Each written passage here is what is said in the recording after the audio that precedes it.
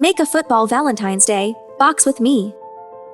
First, I spray painted a shoe box. Here is my printed field. You can find the link to edit and download your own printable field in the links below. Mine was a little big, so I cut it down to size and sealed it down. Here is where you should cut your hole if you need one. You can cut around the entire heart and have a large hole in the center, or cut around the laces for a smaller hole.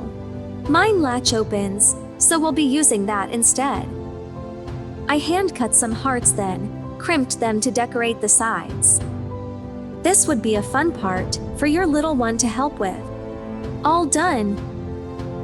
I got this finger football set on Amazon, and I jazzed it up a bit. I'll put the link in the description below. Mine has a grip stand, so I'll be hot gluing that and placing it into my hole. But you could also poke it through or glue it on top. Here is my finished box.